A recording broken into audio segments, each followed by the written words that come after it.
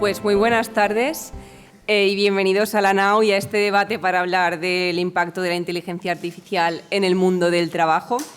Cuando me invitaron a moderar este debate tenía encima de mi mesa el libro del profesor Todolí, Algoritmos productivos y extractivos, y como ya le he dicho varias veces que el nombre no es muy seductor, pero el contenido sí que es muy interesante y ha sido una de las lecturas, como les estaba diciendo, que más me ha hecho pensar, yo creo que en el último año, porque es un tema muy interesante para reflexionar sobre cómo la entrada de los algoritmos y la inteligencia artificial en el trabajo pues puede suponer un reto, ¿no? Tanto a nivel de salud laboral como de salarios, como de discriminación, además, obviamente, de todas las oportunidades que comportan, ¿no? Los economistas llevan años analizando la sustitución de trabajadores por máquinas inteligentes, pero en este caso estamos hablando de que la inteligencia artificial pues puede llegar a ser nuestro propio jefe, quedándose relegadas las personas a meros comunicadores de las decisiones que tome un algoritmo y que puedan ser crueles y discriminatorias. Lo que no quiere decir, como dices tú también, Adrián, que no seamos tecnooptimistas y que pensemos que la innovación trae muchas oportunidades en todos los sectores y que obviamente lo único necesario es tomar medidas para que esto pues, no ocurra. Pero bueno, como es todo un debate que vamos a poder abordar junto a otras cuestiones, tenemos tres ponentes de excepción. Tenemos a Manuel González Bedia, actualmente director general de la Oficina del Comisionado para la Nueva Economía de la Lengua, profesor titular de la Universidad de Zaragoza y doctor en Ingeniería Informática. Gabriel López, director de la Oficina de Asuntos Gubernamentales de Microsoft, también ha trabajado para Nokia y es graduado en Derecho especializado en Derecho Tecnológico. Y Adrián Todolí, profesor titular de Derecho del Trabajo de la Universidad de Valencia y licenciado en Derecho y en Economía, director de la Cátedra de Economía Colaborativa y Transformación Digital de la Universidad y autor de libros como cómo los derechos laborales mejoran la economía y del mencionado libro, ¿no? Y ya vamos a lo importante, que son las preguntas. Había pensado en empezar por ti, Adrián, ya que hemos empezado, ¿no?, hablando de tu libro, donde nos comentas muchos ejemplos de cómo se está utilizando la inteligencia artificial las empresas actualmente para dirigir a los trabajadores. Así que yo creo que lo mejor es que nos contextualices, ¿no?, un poco también el por qué estamos aquí, en cierta manera. Bueno, estamos aquí yo creo que porque el tema interesa, ¿no? Es decir, ahora mismo la gente está muy preocupada sobre cuál va a ser el futuro del trabajo. Y es verdad que esto no es solo una preocupación de la sociedad, es una preocupación también imbuida porque yo creo que llevamos años analizando desde la academia cuáles van a ser estos efectos, es decir, cómo va a afectar a los empleos el hecho de que ahora mismo hay una inteligencia artificial que pueda hacer ciertas tareas o que pueda directamente sustituir profesiones. En 2017 sale Frey and Osborne, dos economistas de Oxford, con un estudio que fue el que yo creo que lanzó la chispa o fue la mecha que incendió el que ahora mismo todos estemos hablando de inteligencia artificial. Y fue este informe el que dijo que el 80% de profesiones en 30 años, 40, 50 años iban a desaparecer, el 80%.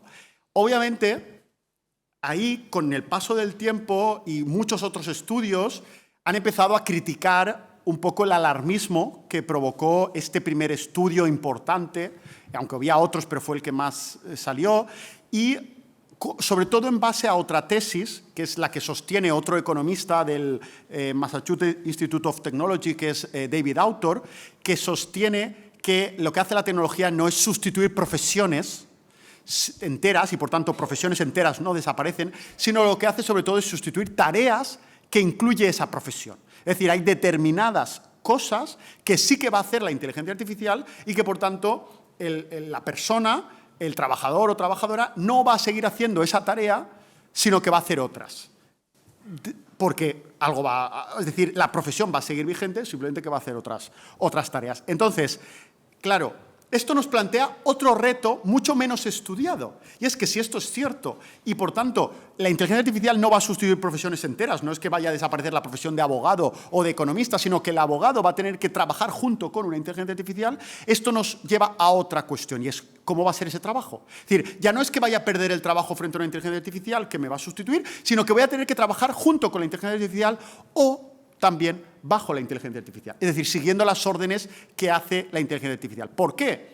Porque lo que más y mejor hace una inteligencia artificial es predecir, es coger los datos y sacar conclusiones, que básicamente en un razonamiento humano eso sería tomar decisiones. Entonces, en muchas ocasiones, la inteligencia artificial lo que va a hacer es dirigir el trabajo, porque va a tomar decisiones que la empresa va a considerar que son las que debe ejecutar la persona. Entonces, algunos ejemplos que me pedías, por ejemplo, ocurre en centros logísticos donde la inteligencia artificial, poniendo chips en las botas o con pulseras o smartwatch, se cuenta el número de paquetes que se empaqueta cada día y número de pasos, y se hace un ranking de los trabajadores dependiendo de su nivel de productividad. Esto lo que puede hacer esta empresa es que con ese índice de productividad decidir pues, que todos los que estén en el 10% menor sean, por ejemplo, despedidos, ¿no? O, por ejemplo, que se les notifique al jefe que hay personas que están teniendo una productividad inferior, para que luego ese jefe le diga, oye, ¿qué pasa? ¿Por qué estás siendo menos productivo que tus compañeros? ¿Tienes algún problema? De alguna manera te falta algo de habilidades, competencias? Obviamente las decisiones finales pueden seguir siendo humanas, pero el índice de productividad lo hace el propio algoritmo, ¿no? Luego ya cómo lo use dependerá de la empresa. Hay otros casos, por ejemplo, también en limpiadores o camareras de piso. ¿Cuánto tiempo se tarda en hacer una cama? Lo puede cronometrar un algoritmo y decidir cuál es el tiempo óptimo. Si tardas más de ese tiempo óptimo que dice pues eso, el algoritmo, que es el tiempo que tienes para limpiar cada una de las habitaciones, pues es posible que si tardas más, bien te vibre la pulsera para recordarte que estás tardando más tiempo del que deberías, o directamente, pues eso, que el supervisor de planta o el supervisor del hotel sepa que tú estás tardando más tiempo del que corresponde. Entonces, es decir, que al final el algoritmo toma decisiones que afectan a los trabajadores, bien por salario, unos pueden cobrar menos o no dependiendo de lo que diga el algoritmo, o por despido, o incluso por contratación, porque también los algoritmos leen currículums y deciden quién es contratado y quién no en la empresa. O al menos, a lo mejor no quién es contratado, pero sí quién pasa a la siguiente fase, que puede ser ya la entrevista personal. Aunque, por supuesto, también hay casos, y los cuento en el libro, de que hay chatbots, es decir, que son básicamente para hacer entrevistas personales.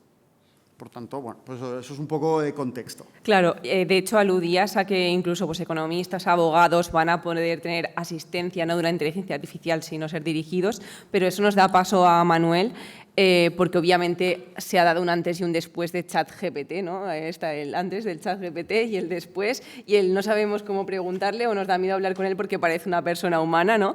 Pero estos grandes modelos del lenguaje, ¿en qué consisten, cómo funcionan y cómo crees que van a interactuar con el mundo laboral, aunque ya hay profesiones en las que se están utilizando, ¿no? Pero ¿cómo se va a dar esa interacción cuando yo creo que se desarrolle un poco más y se normalice su uso? Si me permites una pequeña digresión inicial, yo quería, antes de hablar del propio chat y de los peligros o de los desafíos que supone, estoy bastante en contra de todo lo que sea antropomorfizar la inteligencia artificial. El propio nombre de inteligencia artificial ya es una cesión, ¿no? O sea, la inteligencia artificial hasta hace muy poco era un ámbito de las ciencias de la computación, como la informática gráfica o la ingeniería del software. Con esta ola de la última década y haber pasado, digamos, al terreno de los medios y al terreno más popular, yo creo que incluso se elige por el carácter, si queréis, más sexy que lo que puede tener tecnologías metaheurísticas masivas de optimización, que eso suena siempre peor, ¿no?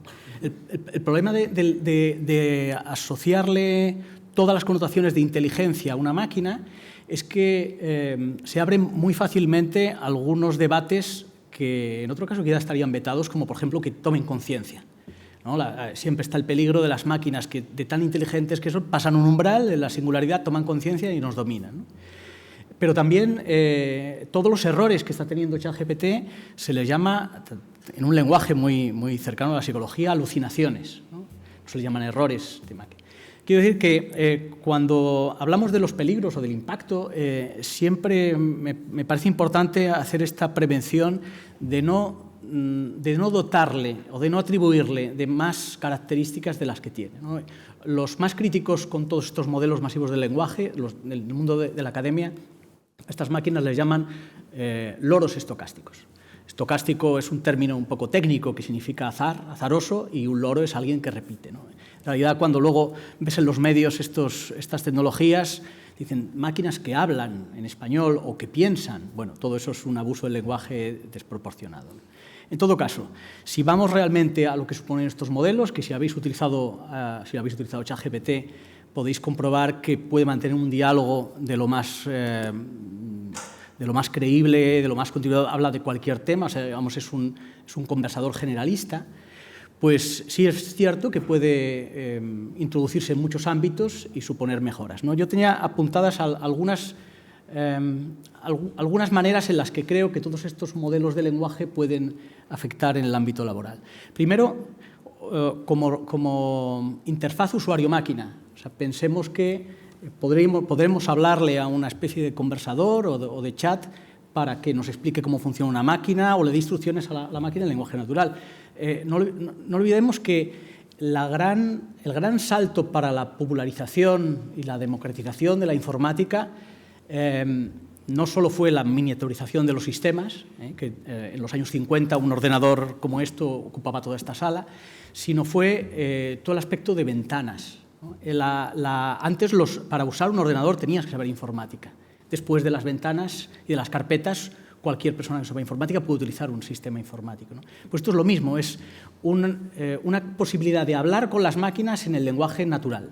Ya no hay que darle instrucciones o darle imperativos, puedes hablar una conversación absolutamente, digamos, cotidiana, ¿no? Otro aspecto que yo creo importante, lo decía Adrián, es este de las tareas. Hay muchos mensajes muy alarmistas, muy apocalípticos en todos los terrenos, no solo en el del desempleo tecnológico. Pero es verdad que muchos, o la mayoría de ellos, se van cayendo cuando se incumplen en las fechas en las que estaban previstos que sucediese el apocalipsis, y que lo que vamos viendo es que se van automatizando o replicando tareas, ¿no? Yo creo que iremos a dos modelos. Algunas tareas hibridarán. Antes, en la entrevista que nos hacían fuera, contaba que ya hay sistemas que hacen interpretación y diagnóstico radiológico. Ya hay máquinas que miran radiografías y son capaces de hacer un diagnóstico sobre esa imagen. Tienen mayor acierto que un radiólogo, pero no tienen los mismos aciertos. Es decir, si el radiólogo falla o acierta un 80% y la máquina un 82%, los errores no son los mismos.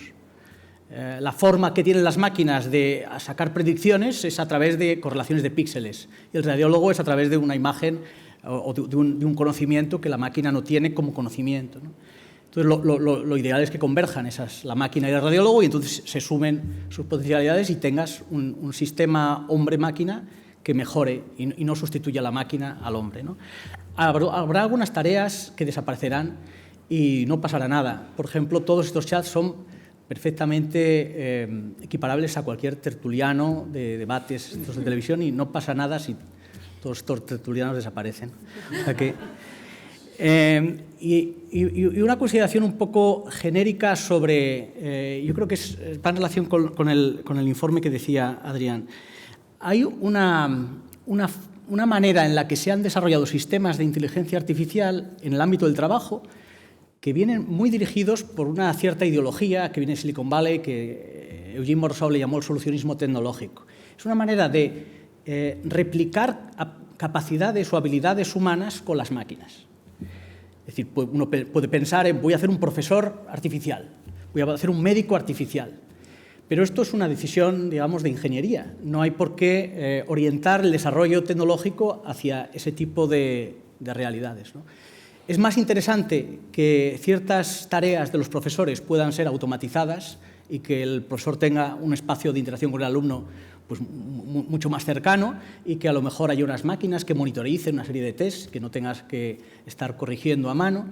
O lo mismo con los médicos, en lugar de que el médico esté tecleando sin mirar al paciente, que la propia interacción del médico con el paciente pueda estar escuchada y escribiéndose en ese momento.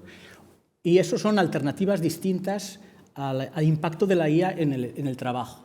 O sea, la idea de que, con esto quería terminar esta intervención, la idea de que la inteligencia artificial puede sustituirnos, es también una decisión de ingenieril que no hay por qué aceptar de partida, ¿no? O sea, el desarrollo tecnológico obviamente se va a avanzar, pero cómo lo orientemos pues dependerá de colectivamente cómo queramos hacerlo, ¿no? Muchas gracias.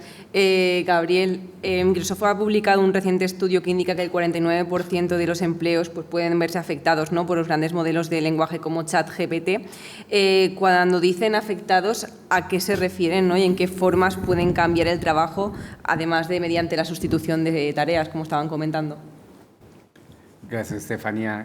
Antes que nada, muchísimas gracias por la invitación y como empresa tecnológica participar en este tipo de debates para nosotros es muy importante porque al final del día nuestras herramientas son las que están ayudando a diseñar el futuro y bueno, pues somos claramente responsables de cómo se está haciendo este desarrollo.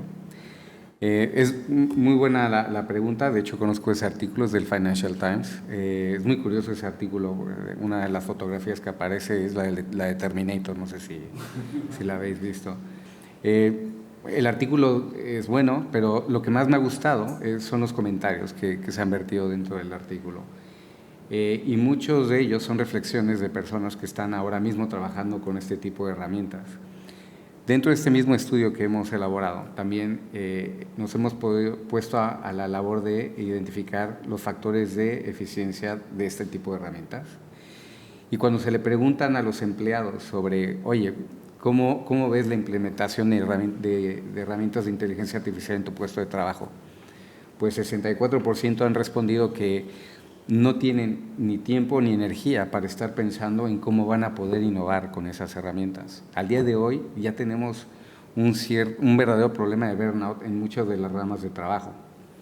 ¿Esto qué quiere decir desde el punto de vista de eficiencia? Que bueno, los managers están pensando, oye, ¿realmente quiero sustituir a mi fuerza laboral con herramientas de inteligencia artificial o puedo liberarles de carga de trabajo para que puedan ser más productivos en otras áreas?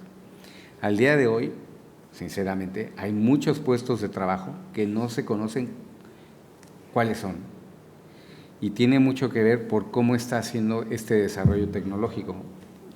Para hablar de uno de los desarrollos más cercanos que hemos tenido es, por ejemplo, cuando se hicieron el despliegue de las redes eléctricas. Hay que imaginar que hubo en algún momento cuando, por ejemplo, solamente había energía eléctrica en las ciudades, había gente que iba con tiendas, con carrozas al campo a encender una bombilla para iluminar a un pueblo y esos sitios eran mágicos. ¿Vale? Y bueno, tomó mucho tiempo para que la energía eléctrica se adoptase de manera generalizada. Sin embargo, al día de hoy todavía hay 700 millones de personas que no tienen acceso a energía eléctrica, ¿vale? Y estamos aquí hablando de inteligencia artificial. Una de las cosas que debemos entender es que efectivamente la velocidad de este cambio es muy acelerado, pero hay unas oportunidades muy importantes desde el punto de vista laboral. Estados Unidos es un país que tiene asumido de manera importante cómo están desarrollando la inteligencia artificial en varios puestos de trabajo. Al día de hoy tienen un problema de inflación porque hay pleno empleo. Uno de los factores de inflación es que tienen pleno empleo. Yo desde el punto de vista de Microsoft lo que vemos es que hay una cantidad muy importante de oferta de empleo. El tema es si hay una correspondencia entre las habilidades que se están requiriendo para esa economía del futuro y lo que estamos educando dentro de las universidades y dentro de las empresas para poder cubrir esta fuerza laboral. En términos generales, el cambio es muy acelerado efectivamente, y habrá que ponernos todo el mundo a la labor de, si queremos participar dentro de este movimiento tecnológico, pues necesitamos ponernos a trabajar todos. Ahora, esto no puede ser sin menoscabo en términos generales del tejido social. Tendremos que hacerlo de una manera responsable. Nosotros, como vemos el desarrollo tecnológico, no es la tecnología por la tecnología en sí misma. De hecho, ese ha sido uno de los principales problemas que surgieron después de la primera década de este siglo. O sea, pensar que estaba guay ser disruptivo y ser disruptivo era el mantra. Y esto ha generado muchos problemas. Si vamos a ser disruptivos, pero con responsabilidad, entendiendo cuáles son los efectos de esta tecnología. Nosotros tendemos a ser optimistas en ese sentido y creo que si somos capaces de mantener la estrecha colaboración que tenemos a nivel público-privada con instituciones, con universidades, bueno, esta transición no va a ser tan traumática. Sin embargo, bueno, queda muchísimo que hacer y creo que es muy importante. Este tipo de debates es totalmente necesario porque si no somos capaces de trasladar también las cosas que estamos viendo desde el campo tecnológico, va a seguir existiendo esta brecha entre las cosas que estamos observando y las ansiedades que se han generado con toda razón dentro de la sociedad. Muchísimas gracias, Gabriel. Adrián, estabas hablando antes de cómo la inteligencia artificial, ¿no?, hace perder autonomía a ciertos tipos de trabajadores. Hablabas de tareas más manuales, ¿no?, como la de los almacenes o la de las camareras de hoteles, ¿no?, de limpieza. ¿Esto va a afectar solamente a trabajos manuales o también a empleos más cualificados? Un poco, ¿cuál puede ser el escenario en el que nos encontremos? Bueno, yo creo que, es decir, todo tipo de trabajo se va a ver de alguna manera cambiado por el hecho de la implicación de la inteligencia artificial. De hecho, yo creo que el gran reto y parte de la gran preocupación o ansiedades que se están generando es porque hasta ahora lo que era la economía del conocimiento se creía salvo de esto, ¿no? Es decir, históricamente hay una época, sobre todo los años 80, donde la robotización empieza a automatizar mucho las fábricas y aparece desempleo tecnológico, pero a la vez en los años 90 se dice, bueno, esto afecta a los trabajos medianamente cualificados, pero no a lo que se llegó a llamar en los años 90 la economía del conocimiento. Pero hemos visto precisamente con la aparición de la inteligencia artificial del lenguaje, de los grandes modelos de lenguaje, que el más conocido es ChatGPT, pero no es el único ni mucho menos, hay otros, en el que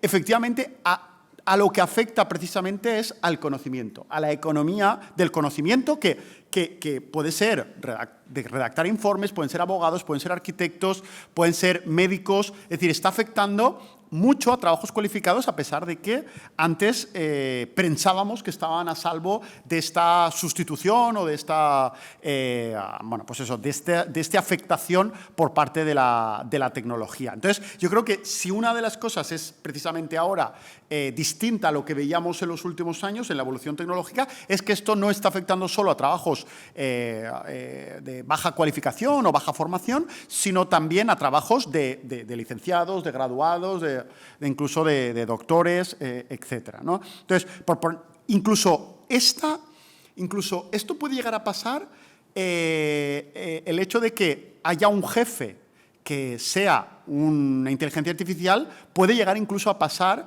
en trabajos cualificados. Es decir, ya no es solo que vayas a tener que como médico tengas una inteligencia artificial que te lea también la radiografía y entre los dos se tome la decisión de si efectivamente hay posibilidades de un tumor maligno o no. Es decir, no es solo que la inteligencia artificial vaya a ser un apoyo a un trabajo cualificado, sino que es posible que el trabajador cualificado esté bajo las órdenes o se tome decisiones por parte de la inteligencia artificial que afecte. Un ejemplo sería, y esto está pasando en Estados Unidos, en hospitales privados, donde enfermeros o enfermeras, al principio del día, el jefe de planta carga todo lo que tiene que hacer el enfermero o enfermera en el hospital por la mañana, y entonces cuando llega el enfermero o enfermera a su hora de entrada, a las 9 de la mañana, por ejemplo, en su smartwatch le sale la primera tarea. Entonces la persona la acepta, por ejemplo, ir a la habitación número 4 a poner una inyección o cambiar unas vendas en la habitación número 10. Entonces la persona, en el momento en que acepta la primera tarea, va allí, la hace y luego dice, ya está completada, y le aparece la siguiente tarea. Entonces, y empieza a hacer la siguiente. Cuando la completa, le señala. Con esto, el algoritmo está cronometrando de nuevo cuánto se tarda en hacer cada una de las tareas. Y si el algoritmo considera que para poner una inyección eran 5 minutos y se acaba tardando 30, pues es posible que el supervisor reciba una notificación de esta enfermera está tardando más de lo que corresponde. Y esto nos enlaza con otro de los problemas o posibles problemas que se enfrenta el mundo del trabajo en materia de inteligencia artificial, y es que contestarle al algoritmo es imposible. Es decir, ir y discutirle al algoritmo, no, mira, yo no he tardado 5 minutos, he tardado 30, pues porque la persona, bueno, pues había pasado mala noche, le he tenido que explicar exactamente qué estaba haciendo, he tenido que contestar sus preguntas, le he tenido que calmar, y es posible que el jefe, una persona, el jefe de planta, un humano, esto lo entienda. Le diga, no, sí, por supuesto, es normal que hay veces que se tarda más, hay veces que se tarda menos, depende de la situación, depende de mucho contexto. Pero es posible que el algoritmo esto ni lo entienda, ni tampoco lo acepte. Y esto puede acabar provocando que el jefe tampoco lo pueda aceptar. Porque a lo mejor el jefe dice, sí, yo te entiendo que tú has tardado 30 minutos porque en 5 no era suficiente por este caso concreto, pero el problema es que a mí como jefe también me evalúan por los resultados de mi equipo. Y si todos los de mi equipo acaban tardando más, el algoritmo también va a mi jefe a decirle que mi equipo está tardando más de lo que debería. Y esto estamos hablando de un trabajo cualificado. Lo mismo pasa en la gestión de proyectos. Para hacer informes jurídicos puede pasar exactamente lo mismo. Es decir, cualquier trabajo se puede convertir con la adquisición de los datos, es decir, con la tecnología, en un trabajo en el cual se cronometre como si estuviéramos en el Fordismo o en el Taylorismo. Y, además, pues eso, que en vez de haber una persona con bata blanca cronometrándonos, va a ser una inteligencia artificial a la que difícilmente vamos a poderle contestar o responder. Por supuesto, no siempre va a ser así, y ya digo, pero puede pasar, la tecnología lo está permitiendo. Otra cosa es si efectivamente como sociedad esto lo consideramos aceptable o no. Muchas gracias, Adrián. Manuel, estábamos hablando antes de los grandes modelos de lenguaje y vemos que hablan castellano, pero muchos no están programados en castellano y de hecho puede llegar a haber incluso confusiones, ¿no?, en el lenguaje cuando se le hacen determinadas preguntas. Sin embargo, se han puesto en marcha proyectos como el Valle de la Lengua en España. ¿En qué consiste esa parte de inteligencia artificial? ¿Y es posible que otros países con lenguas más minoritarias puedan quedar relegados en este tipo de tecnologías? Sí, bueno, una de las razones por la que se creó este comisionado, en realidad este es un comisionado en torno a un PERTE, y un PERTE es una metaestructura, superestructura, por decirlo de alguna manera, del plan de recuperación. El plan de recuperación es los fondos europeos que vienen, sobre todo a los países los que más impactó la pandemia, y luego el plan de recuperación es una matriz de varias filas. Cada una de ellas puede corresponder a un ámbito concreto, a modernizar la administración o la educación o la industria, y luego 4 columnas que tienen que ver con digitalización, cambio de modelo energético, equidad y cohesión. Los PERTE son superestructuras que se articulan sobre ya actuaciones que están definidas en el plan de recuperación. Pues el PERTE de Nueva Economía de la Lengua lo que pretendió, lo que surgió, porque lo que se quería era poner en común actuaciones de varios ministerios que tuvieran en cuenta 2 cosas. Una, el potencial de la lengua, digamos, española en el mundo, con toda la parte iberoamericana, ¿no? Son 600 millones de hablantes, es una lengua global, y las digitalizaciones, las nuevas tecnologías del lenguaje, lo que la tecnología del lenguaje puede generar como nueva economía, ¿no? Y luego eso se articula en actuaciones que pueden ser el Ministerio de Ciencia, el Ministerio de Cultura, en función de si apoyamos industrias culturales o apoyamos temas más de divulgación. Bueno, esto es un poco por situar el PERTE de Nueva Economía de la Lengua. Entonces, lo que fundamentalmente hacemos son actuaciones que intentan impulsar este tipo de modelos masivos del lenguaje. Los modelos masivos del lenguaje necesitan muchos datos lingüísticos, técnicamente se llaman corpus, y mucha capacidad de cómputo para procesarlos a la vez. Y entonces voy a tu pregunta. Lo que se ha visto, y esto lo han visto de alguna manera también sorprendidos los propios expertos tecnólogos, es que cuantas más lenguas mezcles, mejor funcionan esos modelos en cada una de las lenguas que participan.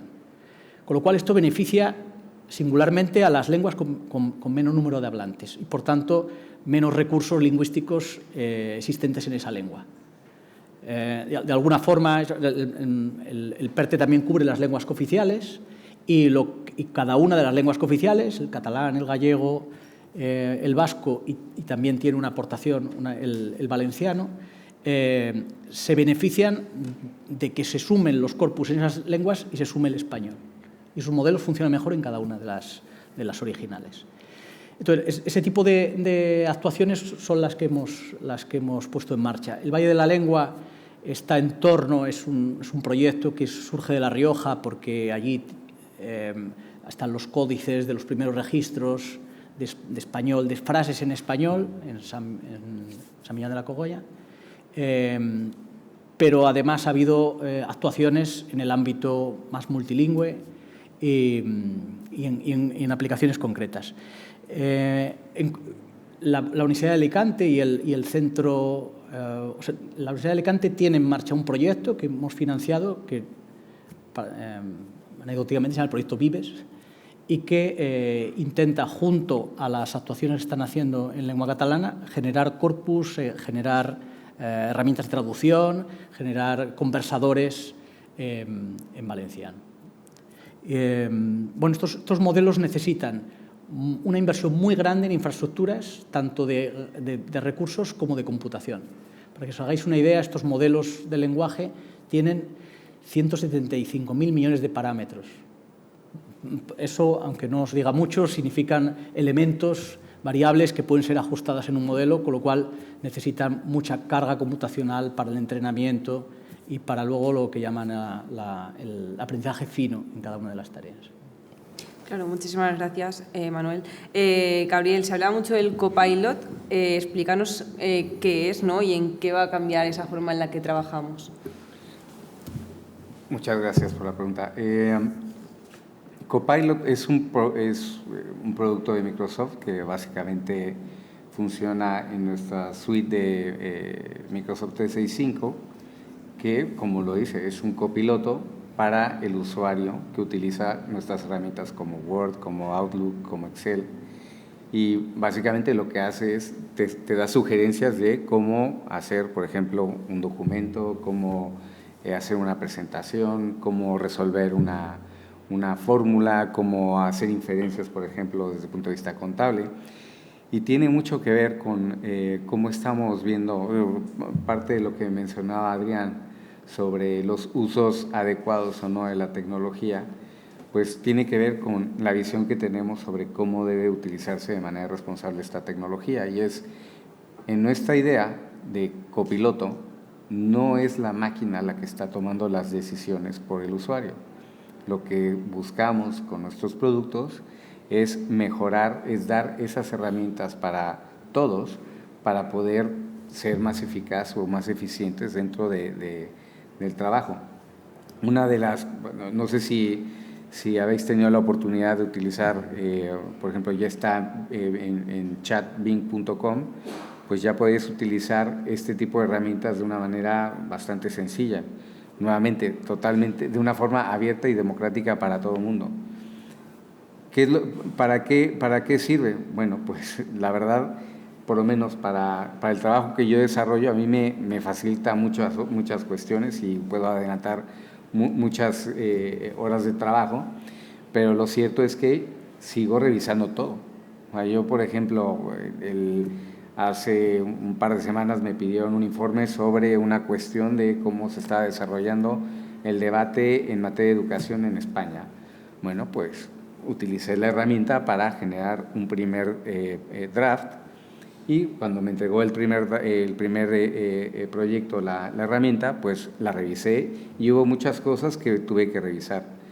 Pero al final del día, yo como veo desde el punto de vista profesional esta herramienta en particular, es como cuántas veces como profesionales nos hemos visto en la situación donde, oye, pues si hubiese tenido un poco más de tiempo, hubiese podido poner la cereza al pastel, hubiese podido investigar un poco más, me hubiese gustado redactar ese párrafo de otra forma, pero no encontré en ese momento la inspiración. Pues esta herramienta lo que nos va a permitir no es poner esa cereza en el pastel, nos permite poner el siguiente nivel. Hay que ver esto desde el punto de vista de impacto, de desarrollo, desde el punto de vista de, por ejemplo, a nivel educativo. Tenemos herramientas al día de hoy que pueden ayudar a los profesores a dar tutorías a alumnos. Yo personalmente este fin de semana me tocó estudiar con mi hijo teoría actuarial, que yo soy abogado y ya imaginaréis cómo me fue. no tenía ni idea de cómo ayudarle para hacer esa tarea. Pero fue con esta herramienta que, bueno, me explicó de forma clara cómo podíamos resolver un problema. Al final del día, nuevamente, son herramientas que nos pueden permitir pues, ser más eficaces en nuestro trabajo. Y bueno, pues esto va aunado con capas de protección. ¿Por qué? Porque no sé si habéis escuchado que estas máquinas alucinan. Y bueno, pues tiene mucho que ver, y por eso se necesita regulación de estas máquinas, por la ciencia que está inherente a esta tecnología. La ciencia de la inteligencia artificial es ciencia probabilística, no es ciencia causal. Al ser ciencia probabilística, las cosas pueden suceder o no. La forma más sencilla que yo tengo para explicar, por ejemplo, los LLMs o los ChatGPTs o este tipo de bots es, por ejemplo, con la regla de los 6 grados. No sé si estéis familiarizados con esta regla de los 6 grados, pero es cuántas personas necesitas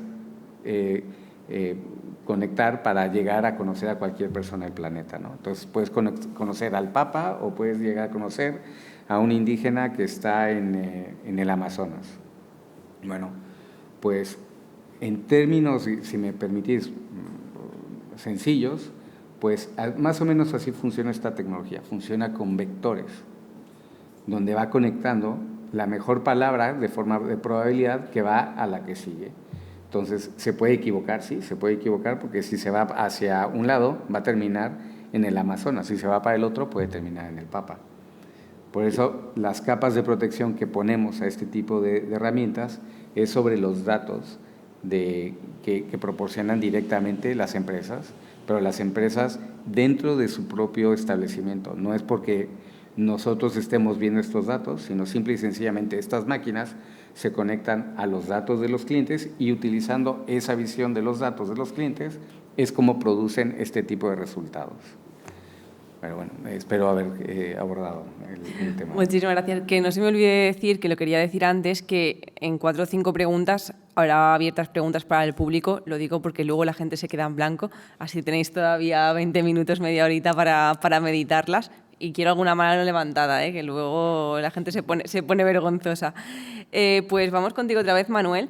El Gobierno recientemente ha creado el órgano de supervisión de algoritmos. ¿Cuáles serán las competencias de este órgano en materia de algoritmos, sobre todo en estos que planteamos, ¿no?, de que pueden llegar a ser nuestros jefes? Entiendo. ¿Te refieres a la agencia de supervisión que va a La Coruña? Exacto. La Agencia Española de Supervisión de IA. Bueno, esta es una agencia que depende actualmente del Ministerio de Asuntos Económicos y Transformación Digital, y los estatutos establecen básicamente dos subdirecciones que, por resumir, una yo creo que podría decirse que está orientada hacia tema más empresarial o partenariados público-privados, y la otra está más orientada hacia si queremos más sociedad civil, ¿no? Luego una Secretaría General Técnica y un Consejo, digamos, rector. El Consejo rector está ya nombrado, bueno, están los miembros y los vocales elegidos. El Consejo después tendrá que elegir una dirección y un equipo directivo, pero básicamente de lo que, tal como está estructurada y lo que se ha ido haciendo en estos ámbitos a lo largo de estos años, podríamos decir que cubrirá actuaciones como, por ejemplo, temas de sandbox. Ahora mismo hay un sandbox un sandbox es como, digamos, un caso de uso, de aplicación de una normativa para ver cómo esa normativa puede llevarse a qué niveles, si ciertos niveles son demasiado abiertos o si restringen demasiado la innovación, etc. Hay también en marcha un sello de supervisión de inteligencia artificial para evitar sesgos.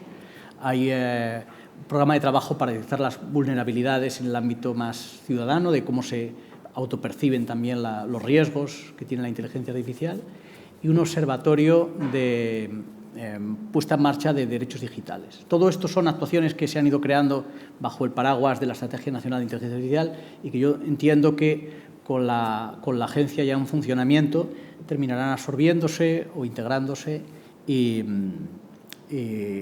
sobre esto se construirán o se desarrollarán más programas. La Agencia Española es la primera que va a existir a nivel nacional O sea, la regulación se está estableciendo a nivel europeo. Habrá una moratoria después de dos años para poder cumplirla y habrá unas agencias nacionales que se encargarán de esto. Y la española es la primera que va a existir y, por tanto, va a ser también la que va a ser observada desde otros países para ver cómo enfrentamos ciertos problemas. Hay alguna iniciativa similar, por ejemplo, en Reino Unido, no llega a ser tanto, una task force en inteligencia artificial y, bueno, ellos están vinculándose mucho con el mundo académico, contratando investigadores y contratando recursos tecnológicos para establecer experimentos de validación de ciertas tecnologías para decidir si el impacto que tienen es riesgoso o no y, por tanto, si se puede desarrollar o desplegar en el ámbito de ese país. Recordemos que ChatGPT salió en versión beta porque existe un limbo un poco legal sobre si ciertos desarrollos tecnológicos se pueden, o con qué nivel de concreción se pueden lanzar al mercado o no. Y 100 millones de personas en el mundo se lo pulieron, se lo testearon en un mes, ¿no? Este tipo de situaciones que estamos viviendo es porque todavía no existe un marco regulador. Entendemos que la agencia pues, será un elemento fundamental en esta materia. Muchas gracias, Manuel. Hablando de regulación, ¿no? Aunque has dado antes algunas pinceladas, ¿cómo puede afectar todo esto al derecho de los trabajadores? Aunque, como comentabas, pues ya llevar al límite, ¿no? a las personas es una de estas cuestiones, pero ¿cómo va a afectar? Obviamente explicado por ti, que lo vas a hacer mucho mejor. Bueno, a ver, yo establecería, yo creo que 3 ámbitos donde más va a afectar, aunque va a afectar a todos, obviamente, todos los ámbitos. El primero es en materia de discriminación. Yo creo que esto ya ha salido y ha habido casos en los que empresas de Estados Unidos que utilizan un algoritmo para selección de trabajadores han discriminado sistemáticamente a mujeres, es decir, no contrataban mujeres este algoritmo, porque entendía que las mujeres podían ser menos productivas o porque simplemente el algoritmo bebía de la sociedad y como la sociedad, es decir, los datos de aprendizaje del algoritmo, la sociedad en la que vivimos discrimina, pues entonces replicaba esos comportamientos discriminatorios. De hecho, aquí fue interesante porque esto lo descubrieron unos periodistas, que salió en prensa, que efectivamente esta empresa, que es Amazon, era la que lo utilizaba y que discriminaba a las mujeres. Entonces, Amazon decidió que lo que iba a hacer era que el currículum que subía este algoritmo para que seleccionara si esta persona debía ser contratada o no, le iba a quitar el nombre, le iba a quitar la foto y le iba a quitar el sexo, es decir, del currículum. Y entonces entendía que ya no iba a discriminar este algoritmo. Pues, ¿qué es lo que ocurrió? Que 2 años después los periodistas descubrieron que efectivamente seguía discriminando a mujeres a pesar de que no se le daba estos datos. ¿Por qué? Porque el algoritmo lo que hacía era averiguaba que alguien era mujer a pesar de no tener estos datos y luego discriminaba. ¿Cómo lo averiguaba? Bueno, pues, por ejemplo, si en el currículum incluía aficiones y las aficiones el algoritmo entendía que eran probablemente de mujeres, porque como hemos explicado ya, funcionan por probabilidad, es decir, el algoritmo no sabe si era una mujer o un hombre, pero si había una alta probabilidad de que era mujer, la calificaba como mujer y entonces ya no la contrataba. O como es en Estados Unidos, y allí, por ejemplo, existen los colleges, las universidades que son solo de mujeres, o que asisten solamente mujeres, las residencias universitarias que son solo de mujeres, si había ido a una residencia universitaria que era de mujeres, entendía que era una mujer y entonces ya no la contrataba. Es decir, por ejemplo, si había estudiado una carrera universitaria que mayoritariamente es de mujeres, entonces entendía que era mujer y no la contrataba. Es decir, averiguaba de una manera u otra al final quién es, pues eso, y entonces decidía no contratar. Entonces, este es un primer riesgo grande, el tema de la discriminación. Es decir, en Europa la discriminación por razón de género, por razón de sexo, por nacionalidad, por ideología política, por estar sindicado, todo esto está prohibido, discriminar por esta razón, pero el problema es que el algoritmo puede averiguar esta cuestión y decidir no discriminar. Esto puede pasar incluso en materia ideológica. Es decir, por ejemplo, que tengas afinidad con determinados partidos políticos, es posible que el algoritmo lo considere perjudicial para la empresa, contratar a personas con esta ideología política. Entonces decida no contratar. Y diríais, ¿y con el currículum cómo va a saber el algoritmo cuál es mi ideología? pues simplemente sabiendo tu dirección postal, dado que los colegios electorales y los datos de censo electoral y de votos son públicos, es decir, pueden saber, a lo mejor no tu caso concreto, pero si vives en un barrio que vota a determinado partido político mayoritariamente, eso sí que es público. Obviamente, esto lo puede hacer, que sea legal o no es otra cosa, pero la cuestión es esto lo que estamos hablando, que puede haber malas prácticas que habrá que regular e impedir, porque la tecnología sí lo va a permitir. La tecnología va a permitir que se absorba todos los datos del censo y luego se utilice para selección de personal, simplemente sabiendo dónde vives, saber tu barrio a qué partido vota y que entonces el algoritmo te discrimine por esta razón. El segundo reto sería el de prevención de riesgos laborales, y ese creo que no hace falta, con algunos ejemplos que he dado de algunas malas prácticas, que repito, no quiere decir que todas las empresas lo hagan, pero sí que hay algunas empresas que lo pueden hacer y que la tecnología potencialmente lo permite, que esto puede provocar problemas de salud. De hecho, empresas que utilizan algoritmos empresas de logística que utilizan algoritmos para contar cuántos pasos al día se han dado, si has parado para ir al baño o no, cuántos paquetes al día has metido y has enviado. Estas empresas que lo hacen a través de un algoritmo tienen el doble de accidentes graves que las empresas que no utilizan estos algoritmos para vigilar y controlar el trabajo. Es decir, entonces parece que hay una, al menos, correlación clara entre el uso de esta tecnología y accidentes graves, que son caídas, son que en una máquina te puedas dañar el brazo, etc. Entonces, ese es un segundo reto grande. Incluso esto puede pasar ya no solo en estos casos, sino en casos también, pues eso, hay estudios, un estudio de FEPS, que es la Fundación de Estudios Progresistas, que está en Holanda, en Bélgica, que analizó que las trabajadores, particularmente trabajadoras bajo una inteligencia artificial, es decir, que la inteligencia artificial decidía si seguían trabajando o no o eran despedidas, sufrían mayor acoso laboral y acoso sexual. Esto es a través de la reputación digital, y es que cuando tú puedes, como consumidor, valorar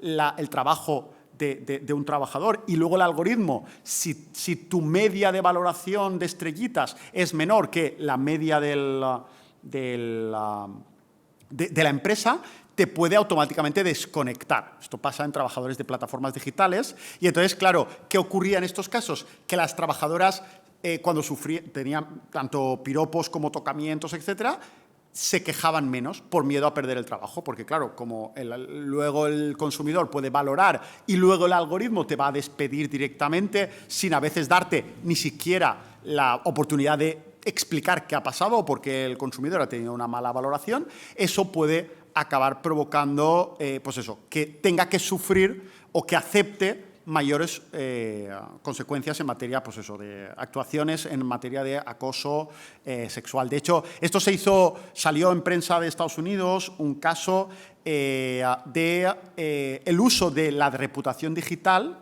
que es esto de las estrellitas, en un reto de TikTok. Y era básicamente que a los mensajeros de empresas de mensajería que el cliente se le preguntaba luego la opinión, había un reto de TikTok consistente en hacer, cuando te traían un paquete, hacer bailar al repartidor y grabarlo para luego subirlo a tu propia red social. Claro, ¿por qué esta persona iba a bailar? Precisamente por una amenaza de que si no bailaba y se dejaba grabar, podía acabar recibiendo una mala valoración. Y esto se hizo viral el reto y mucha gente hizo esto y subió el vídeo, y que luego eso acabó recogiéndolo The Guardian como, pues eso, efectivamente, uno de los efectos negativos. ¿Por qué el repartidor se dejaría grabar y se pondría a bailar porque se lo pidiera a un consumidor cuando le llevas el paquete? Por miedo a que automáticamente el algoritmo le despidiera. Y eso es el segundo, prevención de riesgos laborales, porque obviamente psicológicamente no es muy bueno que te hagan pasar por todo esto. Y luego, en tercer caso, es la cuestión salarial. Y es que yo creo que el poder de negociación de los trabajadores y trabajadoras, en general de la clase trabajadora, puede verse reducido por la incorporación de la inteligencia artificial en el trabajo. Y puede venir por muchas razones. Yo solamente rápidamente voy a explicar unas pocas. Una es la que hemos visto de discriminación sindical. Si no se pone coto a que aquellos que son propensos a afiliarse a un partido, o sea, si no se pone coto a que estos no sean contratados o sean despedidos a través de los algoritmos, esto puede provocar que los trabajadores se queden sin representantes o sin líderes sindicales, porque pueden no ser contratados porque lo decida así la inteligencia artificial. Pero luego hay otras razones que son más prosaicas, y es, por ejemplo, Joseph Stiglitz, Premio Nobel de Economía, dice que las empresas pagan más a sus trabajadores para evitar tener que monitorizarlos, porque la monitorización o el control es caro. Es decir, contratar supervisores es caro.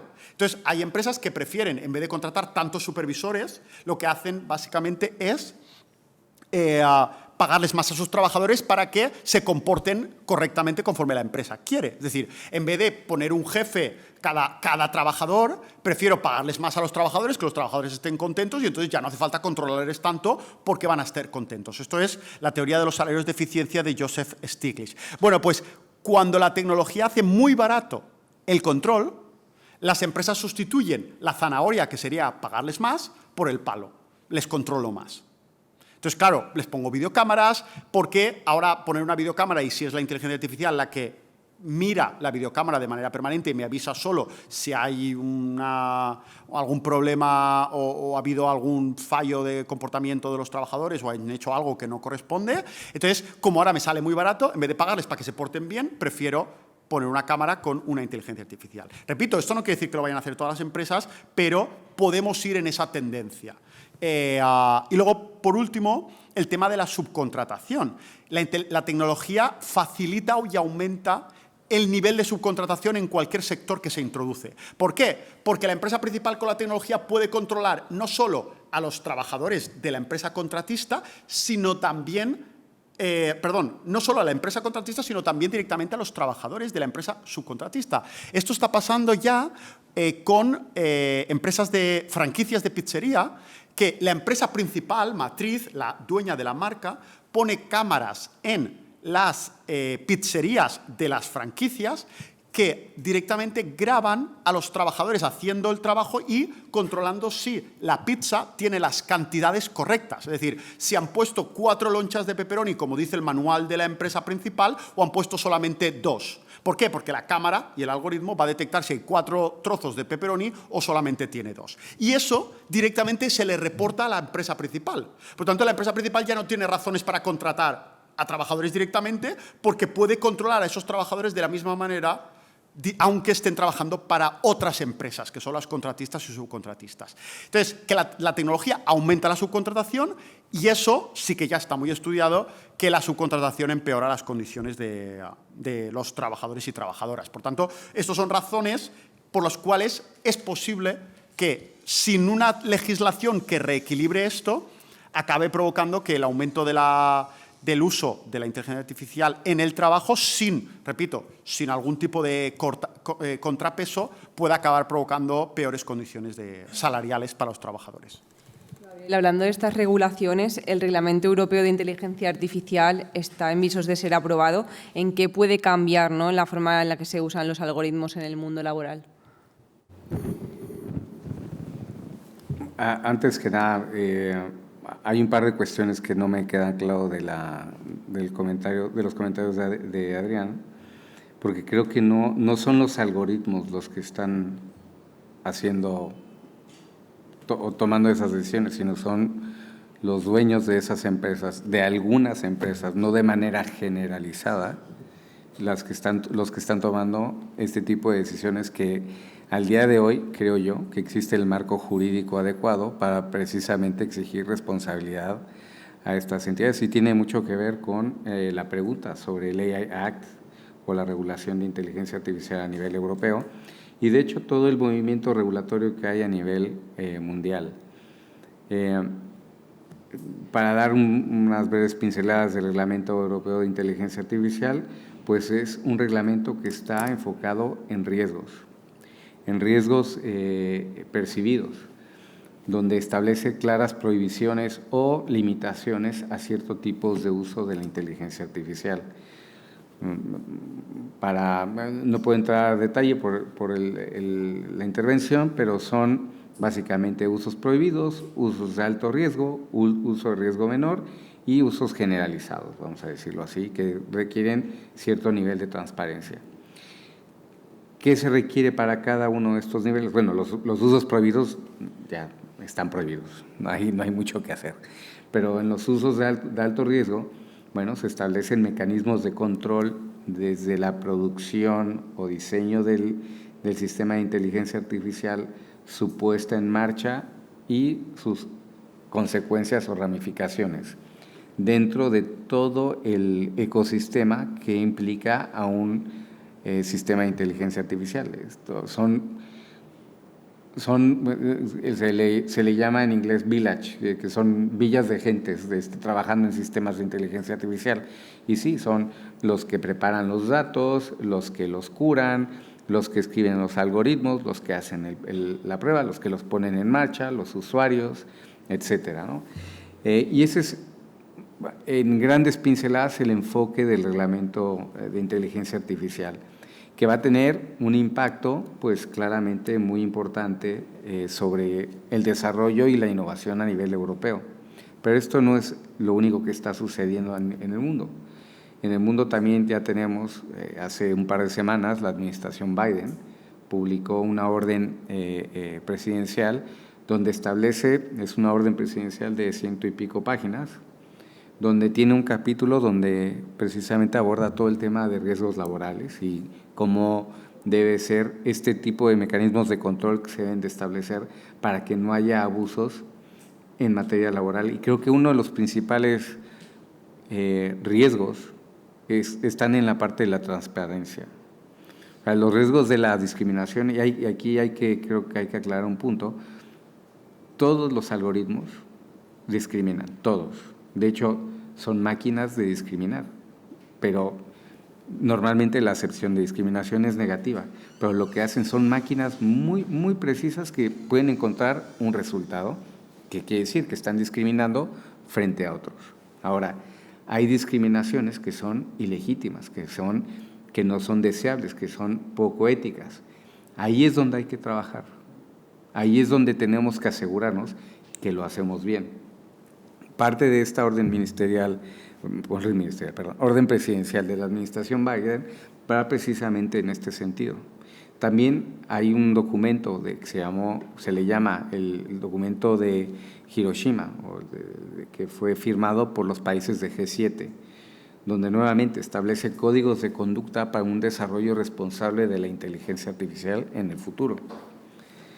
Y a esto, bueno, le podemos sumar declaraciones de la ONU, precisamente la secretaria de Estado de Digitalización e Inteligencia Artificial es co-chair, va a ser la copresidenta, ¿no?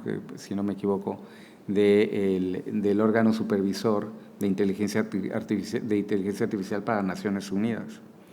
En fin, que este fenómeno, dado las ramificaciones que tiene a nivel global, no solamente lo podemos ver como país o lo podemos ver como región. Es importante ver cómo algo que se está desarrollando en Alemania, en Oregón, en Brasil, en Madrid, pues puede tener un impacto sobre sociedades que, bueno, pues que los tienen, porque al final del día este tipo de sistemas son muy potentes y son fácilmente portables.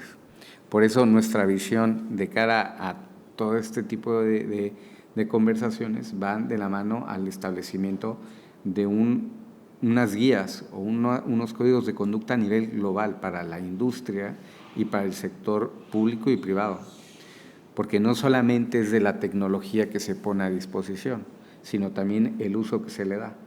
O sea, la inteligencia artificial es una herramienta potentísima y es muy buena, pero hay que usarla con cabeza. O sea, no podemos utilizar esta tecnología para cualquier cosa.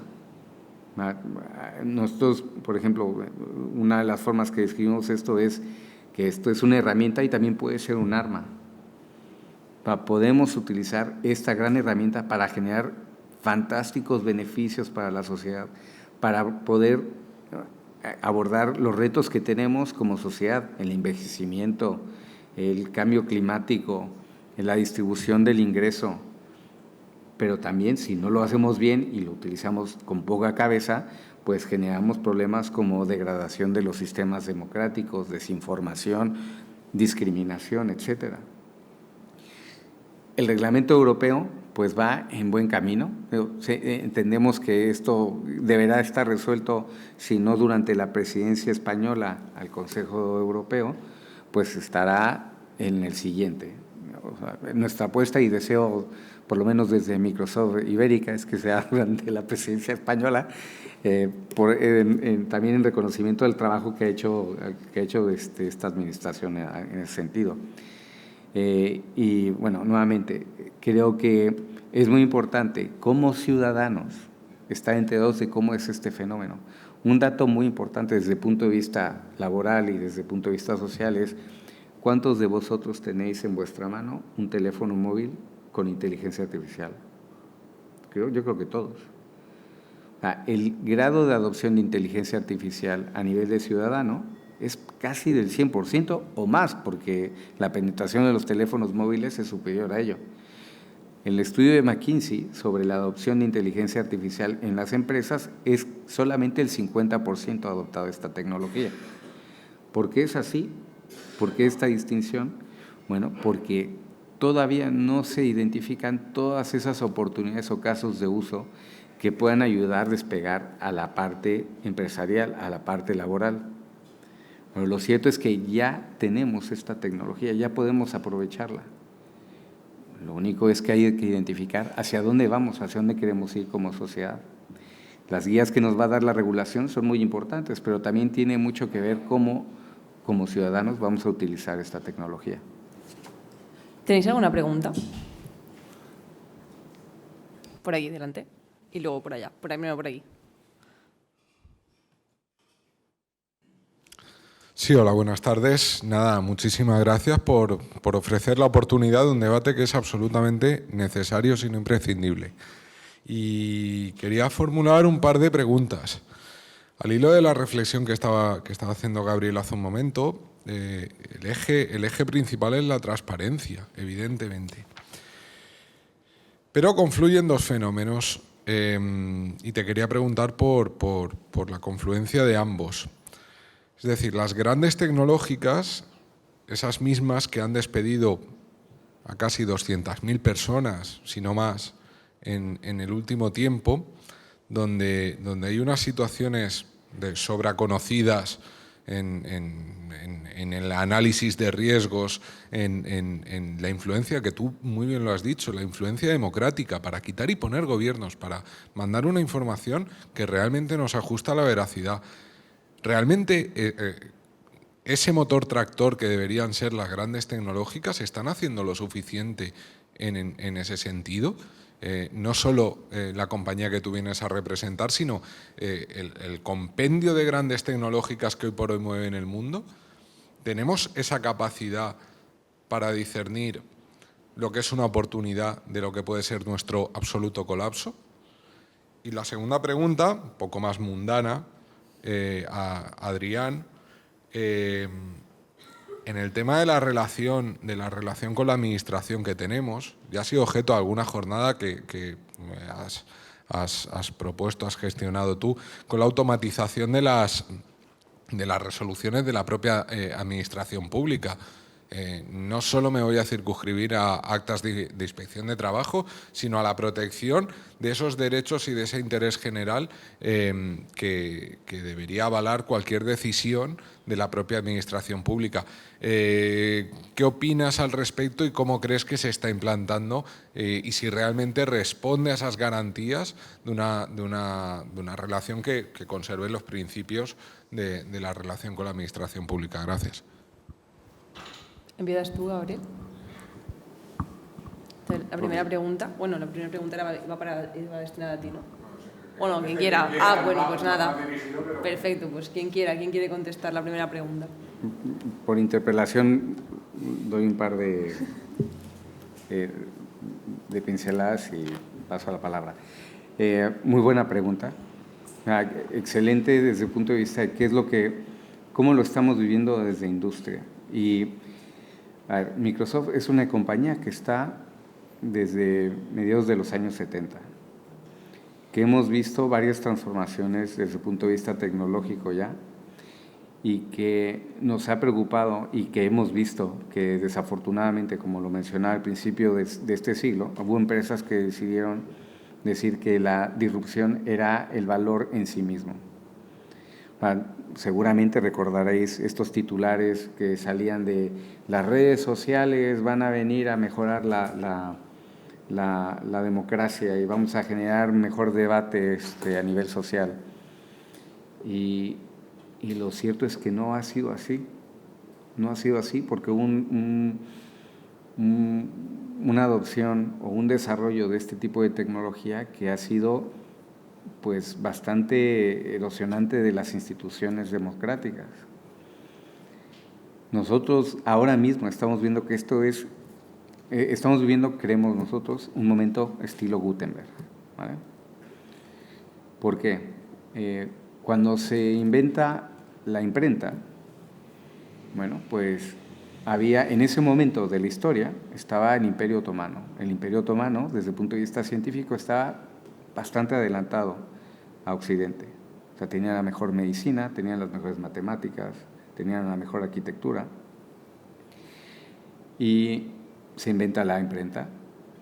Solo que en ese momento el imperio, los líderes correspondientes de esa época dijeron, nosotros no vamos a democratizar esta tecnología, porque nos interesa controlar el conocimiento, lo que se habla o lo que se educa en lo que estamos haciendo.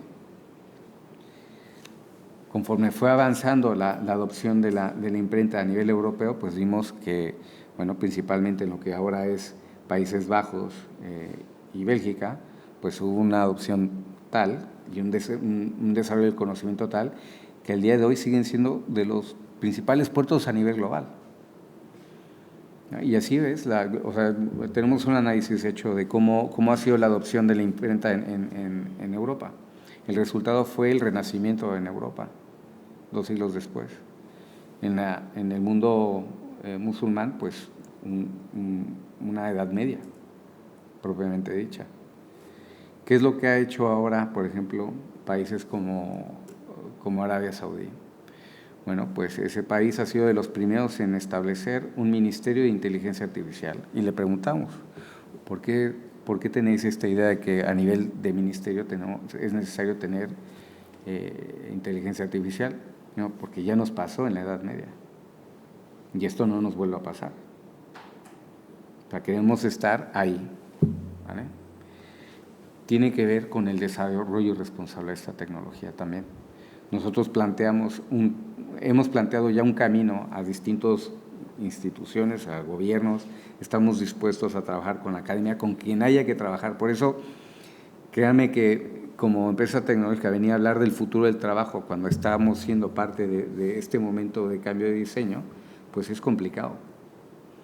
Y como lo vemos, son 4 puntos los que hemos visto claramente. Lo primero, tenemos que asegurarnos de que implementamos los mecanismos de seguridad que definen los gobiernos. ¿Por qué? Porque tenemos que proteger las instituciones donde trabajamos. Número 2, bueno, esta tecnología es tan potente que es necesario ponerle frenos de mano, frenos de seguridad. Si vamos a implementar un sistema de inteligencia artificial en infraestructuras críticas o en casos de uso crítico, lo lógico es que tenga frenos de seguridad. Ahora, ¿cuántas empresas están diseñando sus sistemas de inteligencia artificial con base en estos criterios? Nosotros sí, los demás no podemos afirmarlo. Número 3, necesitamos involucrar a la academia, necesitamos trabajar más con las universidades. ¿Por qué? Porque mucho del conocimiento que se está desarrollando en este ámbito está en las empresas y necesitamos revertir el vaso de conocimiento, hacia dónde se está comunicando la información. Y 3, esta tecnología creemos que su principal objetivo es responder a las necesidades humanas, no a las necesidades propias de la tecnología misma. O sea, no es la inteligencia artificial por la inteligencia artificial, es la inteligencia artificial nos sirve para resolver qué usos, qué fines humanos. si no somos capaces, en nuestra opinión, de tener este tipo de diálogos, pues vamos a seguirnos enfrentando a olas y olas de malos usos, de problemas, donde seguimos haciendo elásticos cada vez más los mimbres de la seguridad y de los sistemas jurídicos. Gracias por la pregunta. Hay una segunda pregunta. ¿Quieres contestar tú, Adrián? Bueno, muy rápidamente, porque la pregunta era si está, ¿no?, la administración pública preparada para todo este reto. Pues yo aquí tengo que, porque además ha salido hace poco, citar a Mazzucato. El libro de Bitcoin habla precisamente de esto. Habla de que desde sobre todo los 80, 90, la administración pública ha visto todo el tema tecnológico como algo externo para subcontratar. Es decir, algo de, bueno, pues necesito a alguien que me monte el ordenador y que si falla la impresora me la arregle. Y eso lo ha subcontratado fuera. Eso provoca que ahora mismo la administración pública tenga una falta de conocimiento sobre tecnología muy grande. Y de hecho este libro cita un caso sobre el Medicare, que la política pública funcionaba o fracasaba dependiendo de si la página web donde la gente podía adscribirse al seguro público que creó Obama podía hacerlo o no. Porque si fallaba la página web y no facilitaba la interfaz para poder contratar este seguro público que era más barato, etcétera, que era la base del Obamacare, si no lo hacían y a lo mejor pasaban 2 meses y era muy difícil hacerlo o fallaba el sistema informático, el plan habría fracasado. Y entonces esto lo cita Mazzucato en su libro, que esto que era una cuestión esencial, la administración pública no podía hacerlo por sí misma. Entonces, con la inteligencia artificial estamos en lo mismo. Ya no estamos en hacer una página web, ya no estamos en si la impresora falla o no falla y tener una persona que lo solucione en la administración pública.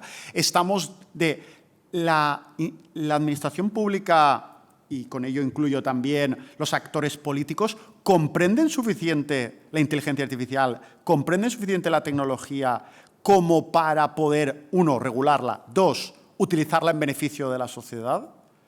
Pues no lo tengo claro. Yo creo que actualmente todavía no. Se están poniendo las pilas, pero yo creo que no. Hombre, es una ventaja, ¿no?, tener un doctor en inteligencia artificial en el gobierno actual, pero no puede ser una persona a la que lo haga todo, me refiero. Es decir, hace falta que la administración tenga el conocimiento suficiente. De todas formas, yo creo que a lo mejor él podría incluso contestar mejor que yo. Ya digo, yo me he tenido que ir a Mazzucato para responder, pero a lo mejor puede dar alguna pincelada si quiere. Sí, no, la radiografía es correcta. No, la Administración no tiene una capacidad porosa para incorporar gente de fuera de la Administración con facilidad, con unos perfiles que los propios cuerpos de la Administración tardan en renovar y en producir, ¿no? Ese es un problema. Y el segundo es que la propia regulación administrativa de alguna forma favorece las grandes empresas. O sea, las licitaciones dan mayor puntuación a empresas que tienen más trayectoria, más número de empleados, con lo cual todas estas pequeñas spin-offs, startups, que pueden tener justo el elemento innovador y que podrían formar parte de estas estructuras, a veces le llaman GovTechs, ¿no?, son muy difíciles de incorporar, al menos en la experiencia que yo he tenido en la Administración española. Hay una segunda pregunta por aquí y luego por allá.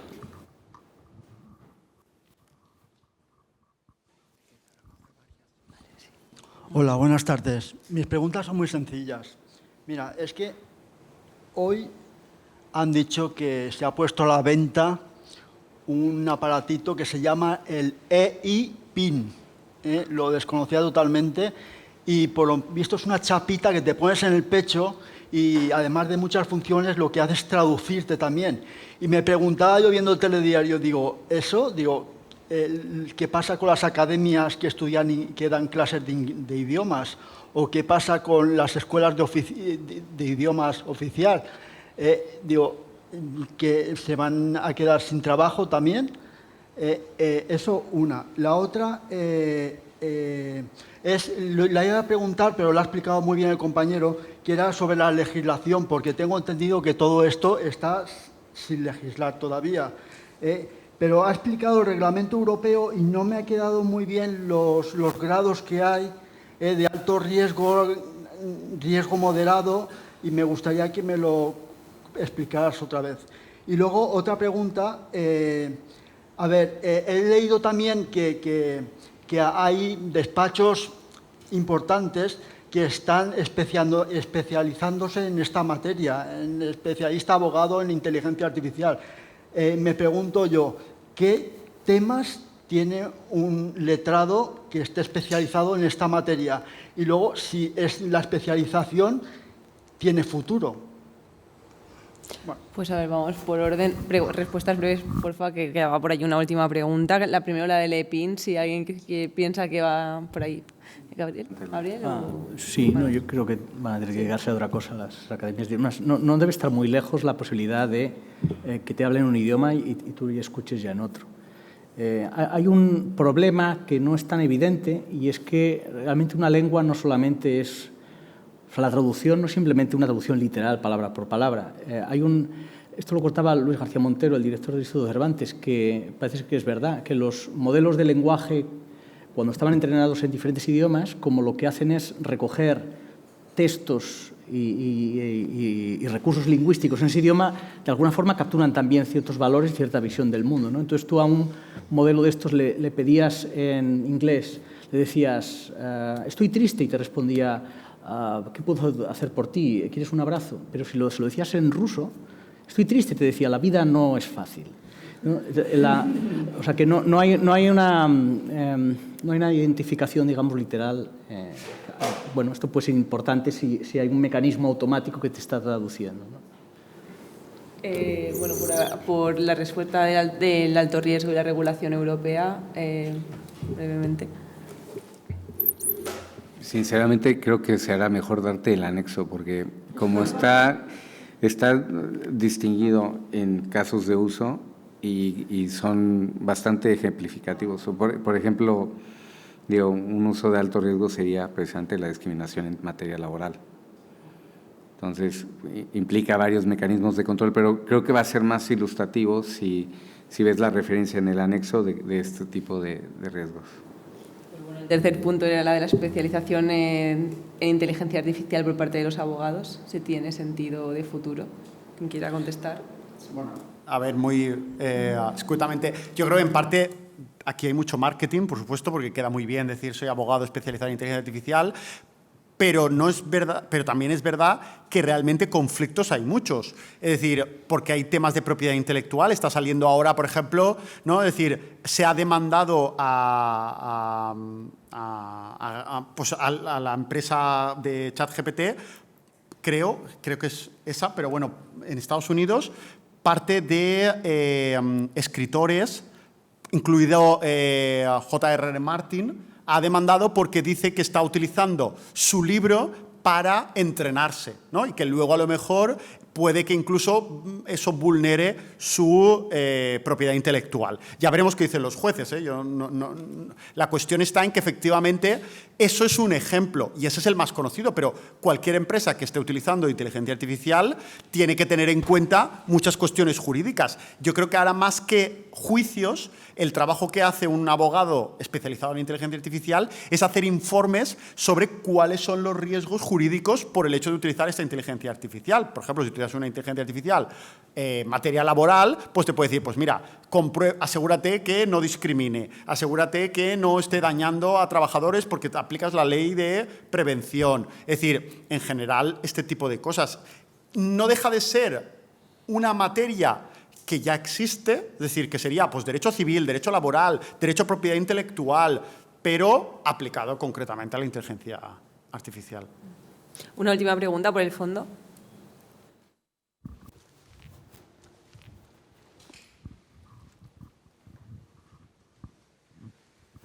Este debate es necesario y muchos más debates.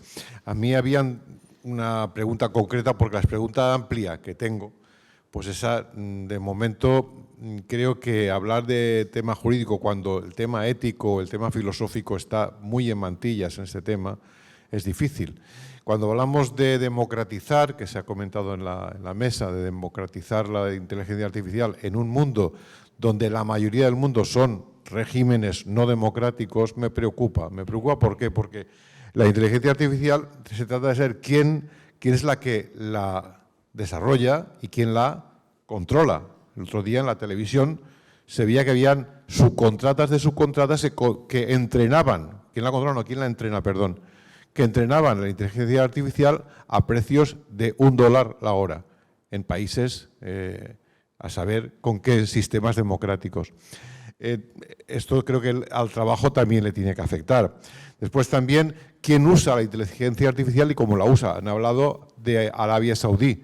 ¿Cómo va a utilizar esa inteligencia artificial? Y después, ¿quién divulga y cómo divulga? Hay unos retos importantes para, cuando hablamos de democracia, pensemos que Europa es en este momento una isla que además cada vez es menos democrática.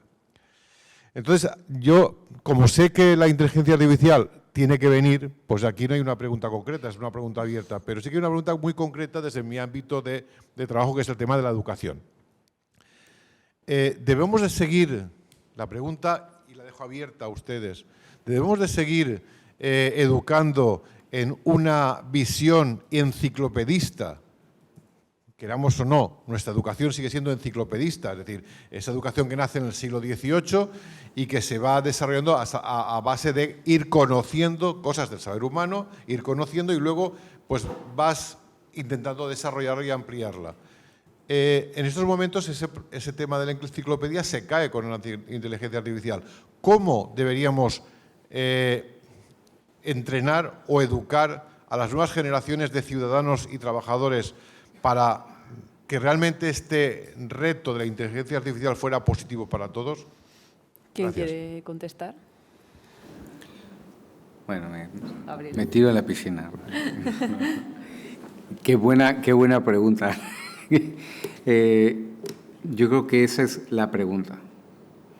La pregunta de cara a cómo queremos que sea este mundo, no digo en los siguientes 10 años, en los siguientes 5. Cuando yo personalmente sí utilizo bastante esta herramienta, ¿vale? Con las limitaciones que he comentado, y la utilizo también para desarrollar y educar cosas con mi hijo. Y veo que tiene pues una gran oportunidad de él de poder mejorar la calidad del estudio que tiene. Mi experiencia personal, por ejemplo, en la parte de matemáticas, a mí me gustan mucho las matemáticas, pero lo descubrí muy tarde, porque tuve profesores, desafortunadamente, cuando era pequeño, que no me desarrollaron esa pasión por las matemáticas. Pero quizás si lo hubiera entendido de otra forma, pues hubiese podido desarrollar esa habilidad. Ahora, esta herramienta lo permite. Si uno le pregunta, explícame por favor, como si tuviese 10 años, la teoría de la gravitación, te lo explica y te lo explica bien. Y esa es una gran oportunidad. El gran riesgo, creo yo, en la parte de democratización con los sistemas que ha mencionado, pues es la parte de la información. ¿Qué tan certera va a ser la información? Y qué tipo de censuras, a qué tipo de censuras nos podemos enfrentar. Y ahí es donde tenemos que trabajar claramente, y esto es dentro de las propuestas que hemos mencionado, de trabajar con Naciones Unidas, con instituciones, al final del día, democráticas, que siguen siendo como la OCDE, para asegurarnos que, hombre, tenemos una discusión a nivel racional de hacia dónde queremos llegar desde el punto de vista de educación. O sea, si realmente vamos a dar el siguiente gran salto cualitativo de las cosas, de cómo las aprendemos y cómo las desarrollamos, este debate es fundamental, fundamental. Gracias por la pregunta. Yo simplemente decir que estoy totalmente de acuerdo. Es decir, yo creo que ya de hecho, con la existencia de Internet, explicar simplemente conocimiento que es fácilmente accesible en el teléfono cada vez tenía menos sentido. Y yo digo, como profesor de Derecho, ¿no? Antes muchas veces los exámenes eran cuéntame el artículo 15 de la Constitución o del Estatuto de los Trabajadores, y simplemente repetirlo ya implicaba un conocimiento que era útil cuando tú lo tenías y otra persona no lo tenía y tenía que a lo mejor perder una hora buscándolo o no lo tenía en la mente, y de hecho en las oposiciones la mayoría sigue siendo conocimiento memorístico, cuando hoy en día ya no tiene demasiado sentido porque está en acceso. ¿Qué creo que hacia dónde hay que ir? Yo creo que ya antes había que hacerlo y ahora aún más con estas aplicaciones. Yo creo que lo que hay que sobre todo es dar espíritu crítico, aunque esto suena a un tópico, pero creo que es muy importante el espíritu crítico y un caso concreto, saber discernir dependiendo de la fuente. Enseñar a la gente eso, yo creo que ya es muy importante y que no se hace. Y en un ejemplo que a mí me pasa pongo una práctica sobre derecho y me dicen, conforme el artículo 355 del Estatuto de los Trabajadores. Y yo lo primero que digo es que el Estatuto español no tiene tantos. Porque han puesto en Google algo y les ha salido el Código Laboral o el Estatuto de los Trabajadores de Colombia. Y no son ni siquiera capaces de discernir si es legislación española o extranjera. Porque lo han buscado en Google y ya está. Entonces, saber usar esas herramientas ya es un principio. O decirles, estas herramientas las puedes usar o estas no, porque estos son los peligros. Entonces, yo creo que hay que reducir el conocimiento, efectivamente, conocimiento por conocimiento, y saber utilizar herramientas para acceder a ese conocimiento. Menos memoria y más habilidades, que incluye habilidades blandas y habilidades sociales. Yo creo que hacia ahí tiene que ir la educación, creo yo. Manuel, ¿tú querías decir algo? Sí. No sobre la pregunta de educación, sino sobre el comentario inicial, cuando ha hecho referencia a que, bueno, estamos hablando de regulación, que es la parte más jurídica, pero que es previo un debate sobre ética y filosofía. Es necesario un debate filosófico sobre muchos de los aspectos que nos estamos encontrando.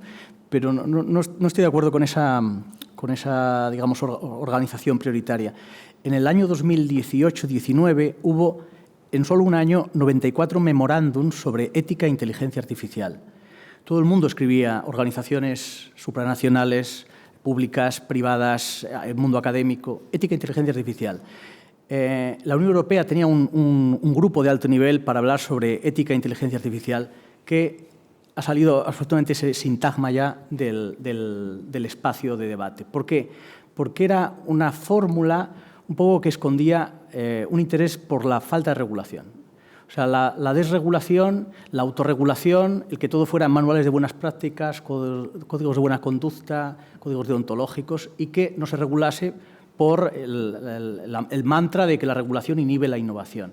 Y ahí hay interés de parte. Y gracias a que ese debate se abandonó y se ha ido a términos más materiales, más de regulación, se ha conseguido avanzar. O sea, Europa a veces da un poco de ternura cuando se define como potencia reguladora, pero es cierto que es la zona del mundo que antes va a tener un sistema regulatorio sobre un mecanismo regulatorio, un sistema de inteligencia artificial que, por ejemplo, puede imponerle a las empresas saber con trazabilidad de dónde vienen los datos, quién los ha anotado y qué mecanismos para evitar sesgos tienen. Por lo tanto, yo no desacreditaría la regulación comparándola con otros ámbitos necesarios, pero que no tiene por qué tener esta relación de prioridad. Pues ahora sí, como ya estamos en hora y no queremos pasarnos de tiempo, vamos a dar por concluido este debate. Yo me he preparado aquí una conclusión final en la que no he sido nada original. De hecho, me he copiado otra conferencia que preguntó también a ChatGPT cuáles eran los retos, ¿no? En este caso era de la inteligencia artificial y la salud, pues yo he buscado de la inteligencia artificial y el mercado laboral. Y entonces decía, entre las oportunidades cito la automatización de tareas repetitivas, el aumento de la productividad, la creación de nuevos trabajos, la mejora en la toma de decisiones y el desarrollo de nuevas habilidades. Bueno, más o menos, vamos por ahí, ¿no? Y entre los peligros, desplazamiento laboral, desigualdad, amenaza de empleos tradicionales, falta de transparencia y ética y la dependencia tecnológica. Bueno, parece que se conoce más o menos el sistema. Y ya después, yo ya no le pedí nada más, pero le apetecía hacer una reflexión que decía: es crucial que las empresas, gobiernos y la sociedad en general aborden estos desafíos de manera proactiva, implementando políticas y prácticas que mitiguen los impactos negativos y aprovechen las oportunidades de la inteligencia artificial en el mercado laboral. Pero bueno, como decía Manuel, yo creo que este comentario podría ser de ChatGPT o de cualquier tertuliano, ¿no?, de televisión al que podemos sustituir. Así que nada, muchísimas gracias. Yo creo que ha sido un debate muy interesante y es una primera pincelada para todo lo que nos queda por reflexionar. Gracias.